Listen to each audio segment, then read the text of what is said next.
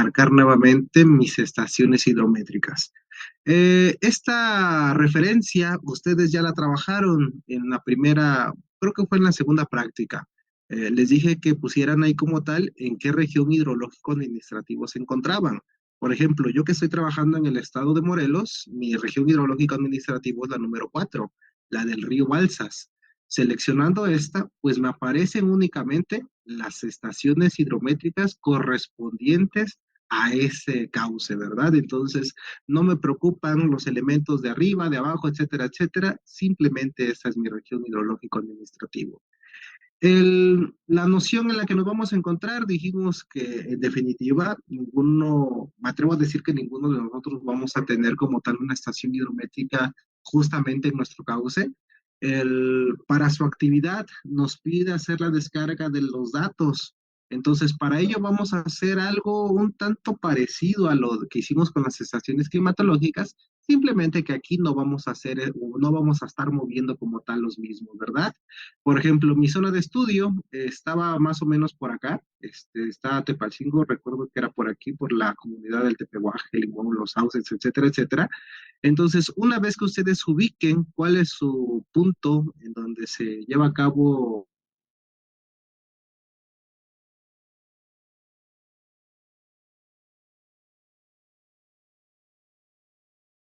siempre y cuando se cumpla con tener al menos 30 años de registro. Eso es lo que nos dice como tal ese enunciado, ¿verdad? Entonces, ahorita, por ejemplo, voy a tomar de referencia las que tengo ahí arribita. ¿Cómo hago esta declaración? Simplemente colocamos el cursor sobre cada una de las estaciones, le damos ese clic izquierdo y nos muestra esta tabla de propiedades. Entonces, en esta ventanita nos dice el identificador de la estación, en qué río se encuentra, su ubicación, etcétera, etcétera, etcétera. Nos trae una serie de declaraciones, pero ahorita lo que a nosotros nos interesaría es la descarga del historial de datos. Entonces, le voy a dar como tal ahí, me va a abrir una pequeña ventanita, me va a preguntar qué cosa quiero hacer. En este caso, le voy a decir que quiero guardar el archivo. Entonces, me va a pedir que ubique un lugar, le voy a decir que ahí estaría perfecto. Le damos OK y lo que voy a hacer es justamente abrir el documento. Esa parte ya la habíamos hablado, ¿verdad? Dijimos que como tal, estos valores nos los muestra en un archivo de formato Access. Entonces, eso es lo que también hay que tener en claro, ¿verdad? El tipo de elemento que nos estaría arrojando. Entonces, lo que me muestra es esto. Viene esta ventana, dependiendo de la condición de importancia de la estación, nos puede mostrar estas mismas pestañitas, o inclusive un poquito más, un poquito menos, etcétera, etcétera. Lo que vamos a buscar son aquellas declaraciones en donde tengamos esos 30 años de registro, ¿verdad? Por la parte de las nomenclaturas, eso yo se los compartí. Por ejemplo, el DA significa datos anuales, el DD, datos diarios, y así sucesivamente, ¿verdad? Pueden ir buscando los señalamientos de cada una de estas. Haciendo referencia a esa actividad que les dejé, corresponde a datos anuales, entonces simplemente trabajaríamos con el primer elemento. Entonces, por ejemplo, si ven, está perfecto esta estación como ejemplo, porque me dice, descarga una que tenga al menos 30 años de registro. Aquí solamente tenemos 2 años, entonces de antemano esta estación no me sirve. Entonces la cierro, la cierro, la cierro y lo que voy a hacer ahora es descargar una siguiente, ¿verdad? Hace ratito trabajé con la del lado derecho, voy a ver si tiene algo la del dato izquierdo. Entonces le voy a dar descargar, ahorita le voy a decir que directamente me lo abra, porque igual, ¿verdad? ¿Quién sabe cómo sea esa declaración? A ver, no me dejó 1838.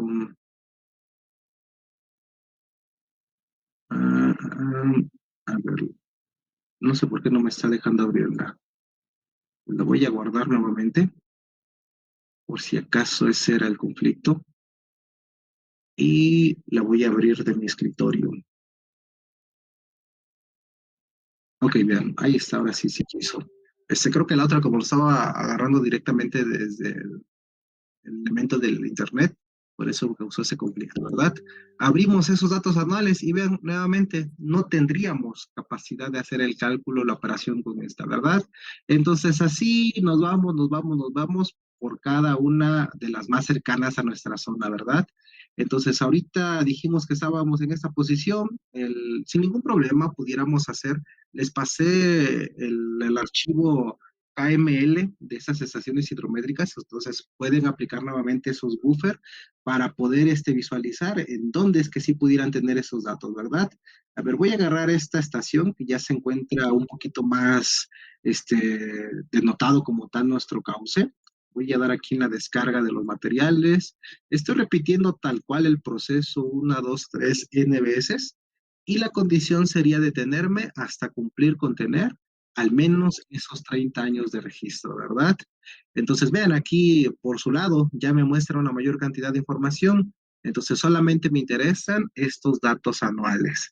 Entonces, vean, ahorita como tal tenemos valores desde 1966, por ahí en algunos tramos o en espacios pudiéramos tener algunos huecos, no necesariamente tendría que ir de todo corrido, pero de primera instancia voy a pensar que esta estación sí cumple con tener al menos esos 30 años de registro, ¿verdad?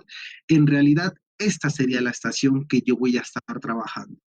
Entonces, repito, esto tal cual lo que yo hice ahorita, ustedes lo tendrían que hacer para buscar la estación hidrométrica que se encuentre más cercana a su punto de concentración, creo que así lo manifesté en esa actividad, y vamos a hacer la descarga de estos valores. De antemano, ¿qué cosa me interesa? Únicamente la columna de nuestros gastos máximos. Eso es lo único que vamos a estar trabajando, ¿verdad? Para saber en qué año se tiene como tal el registro o el periodo de los elementos, pues vamos a llevar esa columna de los años. Y de antemano, ¿verdad? Si alguien se acomoda a trabajar con esta plataforma Access, que de antemano es para procesar esas bases de datos, adelante lo puede hacer, pero si no, pues nos pudiéramos regresar a esa plantilla del Excel, ¿verdad? Que comúnmente nosotros pudiéramos utilizar. Entonces los agarramos, los pegamos y tendríamos nuestros valores. Aunque nos muestra la casilla de 1965 del 64, al tener los elementos vacíos de la variable que me interesa, pues para mi caso no fungiría participación. A ver, simplemente vamos a hacer la revisión de cuántos elementos son los que tenemos para esta estación y me dice que tenemos 35 datos. Entonces estamos cumpliendo la restricción que nos pide nuestro ejercicio, ¿verdad? Entonces estuvo bien que se hizo la selección de la misma. Entonces, esto es lo que van a hacer. Al igual que en los casos anteriores, les repito, ¿verdad? Nos estamos moviendo hacia elementos aledaños para que tengamos ese juego, esa participación de estrechar la relación con estas plataformas de información, pero en campo, pues si no se tienen, pues no es como que me invento o me agarro los datos de alguna otra estación cercana, ¿verdad? Tienen que ser forzosamente de su zona de estudio, nada más hay mucho cuidado. Entonces, que quede completamente claro que simple es para poder aterrizar ese contacto con cada uno de nuestras bases de datos. Entonces, teniendo estos elementos, ahorita ya estaríamos completos de las clases pasadas. Recuerden que vimos como tal esas presentaciones, la declaración de nuestra base de datos, pero dijimos que íbamos a dejar un poquito pendiente la misma, ¿verdad? Entonces comenzábamos a hacer el trabajo de cada una de ellas, inclusive trabajamos con la función Weibull, la función Gumbel, etcétera, etcétera, y justamente aquí fue donde nos quedamos, en la solución del ejercicio B, analizar como tal esta serie de valores, ¿verdad? Entonces, la clase pasada, que a lo mejor alguien se pudo haber pensado, oye, ¿de dónde sacaste esos datos? ¿Se los inventaste? Etcétera, etcétera, etcétera. No, no se inventan. Se extraen directamente del Banco Nacional de Aguas Superficiales, ¿verdad? Entonces, de ahí es la procedencia de esos valores numéricos. Una vez que ya los tenemos, pues seguimos como tal con nuestra presentación y lo que sigue, a ver, le voy a dar ahí en la presentación de pantalla completa. Y la función que sigue a continuación es justamente la función normal. Esta función normal ya habíamos tenido nuestro primer acercamiento en probabilidad y estadística. Entonces, dijimos que comúnmente se le conoce como esa campana de Gauss, la cual nos hace la representatividad de la función en términos de que los valores poco usuales, pequeñitos y grandes, se encuentran en las laterales. Vean, son poco comunes que se presenten, por eso se encuentran justamente en los extremos. Sin embargo, los valores de mayor recurrencia normalmente los encontramos en las partes centrales. Esta sería nuestra famosísima función normal. Al igual que la función Gumbel, y es más, ¿verdad? Ni siquiera tan igual. Podemos avistar que el modelo matemático ya se hace un poquito más, más engorroso. Ya su análisis matemático, pues sí se hace una declaración un poquito más fuerte, porque en las declarativas de nuestras funciones exponenciales, vean en dónde se encuentran esas medias poblacionales, esas desviaciones estándar, también poblacionales. Entonces, por eso es que nuevamente nos vamos a apoyar de esas tablas de cálculo, de esos programas de cómputo, etcétera, etcétera, etcétera, ¿verdad? Que es justamente lo que vamos a realizar el día de hoy. Ahora, ¿qué cosa vamos a recordar acerca de esta función normal? Que va a depender de dos parámetros. Depende de su media poblacional mu y de su varianza poblacional sigma cuadrada. Entonces, no obstante, recuerden que no puedo analizar valores lineales con valores cuadrados. Entonces, en lugar de trabajar con la varianza poblacional, trabajamos con la desviación estándar poblacional. Los ajustes, ven en la parte de aquí abajito nos dice que en realidad vamos a tomar como aproximación a la X barra como la mu para la media poblacional y la desviación S la vamos a aproximar a la desviación sigma para pasar de elementos muestrales a elementos poblacionales. El día de hoy vamos a ver las referencias con el cálculo de las herramientas del Excel y en verdad que lo puedo atacar de forma directa. Sin embargo, pues dijimos, sabemos que somos simples mortales, etcétera, etcétera, trabajar o pensar que voy a dar solución a esa función matemática, sí, sí se puede, pero dijimos que cuesta un poquitito, entonces vamos a hacer el uso de las tablas. En el caso de la función normal, las tablas no se utilizan de forma directa, sino que tendríamos que hacer antes de ello una pequeña modificación. Esa modificación se llama estandarización de la función normal, la función de la z o tabla de la z, así le conocen. Entonces, en esa z nos declara la diferencia entre el valor deseado menos la media poblacional dividido entre la desviación estándar poblacional. Ese es el valor de mi z, ¿verdad? Características de esta función normalizada, recuerden que esta es una condición de concepto, toda función estandarizada tiene media mu igual a 1 y varianza sigma cuadrada igual a 0. Todas las declaraciones de las estandarizadas cumplen con esos dos parámetros. Entonces, yo puedo tener diferentes curvas, diferentes procesos, pero al momento de que los estandarizo, su media está en el origen y la variación está con respecto a 1. Esas ventajas son sumamente importantes. Entonces, ahorita eso es lo que vamos a hacer, trabajar con los valores de esas zetas también, ¿verdad? Entonces, por eso también hace un momento les hice el envío de esa tabla de nuestras zetas. También, a su vez, algo que hay que recordar con respecto a esta función normal, cuando nosotros ya tenemos su expresión de cálculo o su tabla de cálculo, recordemos que nos da los valores acumulados desde el valor límite inferior hasta una X declarada. Entonces, el área bajo la curva que tenemos de color naranjita no es más que la probabilidad de que mi variable aleatoria adquiera un valor menor o igual a una X señalada. Entonces, vean que aquí estamos declarando probabilidades de no excedencia, pero en los casos anteriores trabajábamos con probabilidades de excedencia, la probabilidad de que X sea mayor o igual a esa X. Entonces, si por concepto sabemos que el área bajo la curva de una función probabilística es igual a 1 y pensemos que aquí tenemos un 60%, ¿cuál es mi probabilidad de excedencia? El complemento, ese 40%, ese 0.4, ¿verdad? Así de simple pudiéramos hacer esa declaración. Y con ello pasa una probabilidad de no excedencia a una probabilidad, en este caso, de excedencia. Estos valores los puedo, repito, trabajar en términos de mi variable aleatoria directa o en términos de la z. Entonces, vean, aquí viene la modificación de esa z. Nuevamente, ¿verdad? Ya estaba precisada en la parte en la diapositiva anterior, pero aquí nos vuelven a recalcar cómo se hace el cálculo de esa z.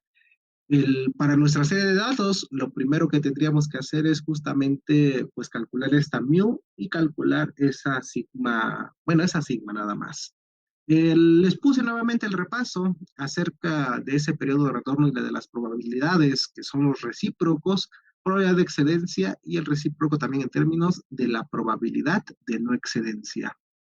Asimismo, los cambios entre probabilidad de excedencia y la probabilidad de no excedencia.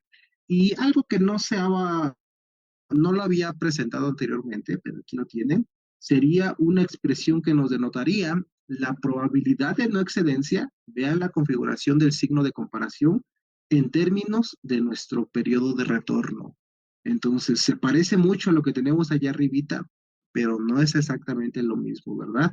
Por ejemplo, si aquí pasáramos o hiciéramos ese switch, me queda que la potencia va a ser igual a uno entre el periodo de retorno. Y no se parece nada a esto, ¿verdad? Si quitamos este término, este denominador lo pasamos multiplicando, hacemos los productos, después despejamos el valor de la probabilidad, pues nos quedaría justamente esto, que es el periodo de retorno menos uno dividido todo eso sobre el periodo de retorno. Esas son las declaraciones que tenemos para este caso. La siguiente, pues ya viene como tal la declaración de esa función normal. Entonces, la única situación que vamos a ver es que no voy a estar trabajando con los datos orígenes, sino que a esos datos orígenes le voy a sacar el logaritmo. Eso es lo único, ¿verdad? De ahí las configuraciones son un tanto parecidas. Hacemos la declaración de una mu, bueno, en este caso ya se llama alfa. Aquí hacemos el cálculo o la designación de una beta y vean, la z se parece bastante. Me dice que la z va a ser igual al logaritmo de x, esa es como tal la modificación que se le hace a nuestra variable, menos esa alfa, que sería el valor de nuestra media, dividido, perdón, entre beta, que corresponde al valor de nuestra desviación estándar. Entonces, dicen en mi pueblo, es la misma burra, pero revolcada. Al momento de que se hace esa modificación matemática, los valores numéricos cambian. Si me piden calcular una probabilidad con la función normal de un evento dado y ese mismo me lo piden calcular para una función no normal, en algunos casos voy a ver que me da por arriba, por abajo, un tanto ligero cambio, a lo mejor un tanto grotesco, etcétera, etcétera. Va a depender también en función del tipo de información que estemos trabajando. Entonces, no esperaría que ustedes también esperen que llegara a los mismos resultados en todas sus funciones de probabilidades, ¿verdad? Dijimos, si dependes de diferentes parámetros, debo de tener diferentes resultados. Entonces, eso es lo que pasa justamente en esa función normal. Y dicho lo anterior, pues se hace la declaración de un ejercicio. Antes de pasar a la diapositiva, quisiera hacer mención de esto. Tenemos la función log normal, tenemos la probabilidad o la condición de calcular esas probabilidades, pero también podemos calcular las x de las funciones de log normal. En el caso anterior, también pudiéramos calcular la x de la función normal, así, normalita, ¿verdad? O simple, lo voy a llamar para no ser tan repetitivo. Entonces aquí también puedo calcular probabilidades, pero también puedo calcular valores de mis X. Entonces, siguiendo como la noción, este es mi ejercicio. Me dice con los datos de una estación hidrométrica seleccionada, etcétera, etcétera, calcule las probabilidades para las siguientes nociones. Inclusive este ejercicio se parece mucho a lo que les decía ahí de actividad, ¿verdad? Entonces, pues por ahí ya están grabando las sesiones, se pasan como tal esos videos para que no tengan mucho conflicto. Para no hacer muy prolongada la sesión, yo ya me había preparado como tal esas diapositivas, haciendo referencia a mis incógnitas. Y, ¿por qué no, verdad? También me copié las diapositivas en donde vienen mis funciones para evitar cualquier tipo de detalle, ¿verdad? Por si acaso se utilizan. Entonces me dice, con los datos registrados en la estación hidrométrica, seleccione la probabilidad de que en un año cualquiera se presente un gasto mayor o igual a, a estas condiciones. Entonces, observen que no me dan como tal el valor del caudal, pero sin embargo lo podemos determinar. Me dice un 10% más del caudal máximo registrado. Entonces, ¿qué es lo que tengo que hacer aquí? Número uno, buscar el caudal máximo. Una vez que encuentre ese caudal máximo, lo multiplico por 1.1 y ya tendríamos el inciso 1 del inciso A. Bueno, los dos tienen inciso A, ¿verdad? Ese sería mi inciso A y a este de aquí lo voy a llamar como inciso B. Entonces, vamos a hacer eso. Y es más, otra cosa que quisiera mostrarles, no siempre se cumple, ¿verdad? Pero en la mayoría de los casos, este tipo de variables sí tiene como tal estos comportamientos. A ver, me voy a copiar la serie de valores y estos datos los voy a ordenar nuevamente de mayor a menor en términos del caudal registrado. Entonces le voy a decir que me los ordene por la configuración del gasto y que sea de mayor a menor. Le doy a aceptar y vean, de antemano aquí hasta ya me sirvió, ¿verdad? Ya encontré cuál es el valor de mi gasto máximo, 163.859. Sin embargo, todavía no me sigan como tal en esta configuración. Y ahorita lo que voy a ver es que si efectivamente el fenómeno se comporta como una función de distribución normal. Entonces, le voy a poner simplemente como fx de x. A ver, minúscula la voy a dejar. Fx de x. Ahí está. Entonces, para ello, voy a llamar a juego a la función distribución punto normal y en este caso sería como tal la normal. Entonces, está la normal, a otra normal, ¿verdad? Estas configuraciones pues van a depender directamente de la versión de Excel que tengan. En mi caso me aparecen estas que tienen el símbolo de admiración, pero porque se viene arrastrando los valores de la 2007. Inclusive por ahí lo dice, ¿verdad? Entonces voy a agarrar esta configuración normal. Simplemente ahorita las voy a presentar para que vean qué elementos son los que necesito. Entonces me dice, número uno, dame el valor de la variable aleatoria. ¿Quién es mi variable aleatoria? El valor de mi caudal. Dame el valor de la media, dame la desviación estándar y dame el valor del acumulado. Entonces, ¿tengo la X? Sí, son todos estos valores. ¿Tengo el valor de mi media? Todavía no la tengo, ¿verdad? Pero sin embargo, sin ningún problema, nosotros la podemos calcular. Entonces, esa X media, que en realidad va a ser igual a mi mu, va a ser igual a lo siguiente. Lo calculamos en una clase pasada y en el Excel se llama la función promedio. Entonces, sacamos el promedio de todos nuestros caudales y ese sería la media de los caudales. Me pide la desviación, es esa SX, pero en realidad, recuerden que hacemos referencia a sigma. Entonces, ¿quién es sigma? La desviación. A ver, entonces me dice que recuerden que la SDX es justamente la desviación estándar muestral. Aquí la tenemos, agarramos los elementos, cerramos paréntesis y listo, tenemos ambas situaciones, los valores de las medias y por otro lado, los valores de nuestras desviaciones estándar. A ver, bueno, ahorita como no tenemos elementos, a lo mejor no nos pudiera dar las decimales, ¿verdad? Pero ahí está. Entonces, ahora sí, como ya tenemos todos los valores, ahora sí voy a hacer el llamado nuevamente a esta función de distribución normal. Eh, y me dice, selecciona el valor de la X. Entonces, ahí está. Es el valor que tenemos a un costado. Número 2, dame el valor de su media, 89.1551. Como la media es la misma para todos los valores, fijamos el valor de esa media. Dame el valor de la desviación estándar. La tenemos arriba, es la misma para todos los valores. Y después me dice, ¿quieres el acumulado? Hay dos situaciones, el valor verdadero y el valor falso, el valor 1 o el valor 0 respectivamente. Le voy a decir que me dé la probabilidad en bruta. Entonces cerramos el paréntesis y ese es el valor numérico. Obsérvense que aquí le puedo poner ese cero o repito, le puedo poner la declaración de que sea falso. En ambas declaraciones me da exactamente el mismo resultado. Entonces, teniendo eso, aplico la función para todos y cada uno de los valores y vean, ¿verdad? Condición de magia. Seleccionamos datos, seleccionamos las probabilidades y si es que todo está bien, debería de tener una configuración parecida a la función normalizada. Eso que tenemos como tal en nuestras presentaciones, ¿verdad? Entonces, en definitiva, lo podemos trabajar como este tipo de configuraciones, ¿verdad? Entonces vean las magias que se presentan con este modelo matemático. Entonces, está bastante elegante, ¿verdad? Pero repito, estas son probabilidades o funciones brutas, solamente la distribución de nuestro modelo matemático.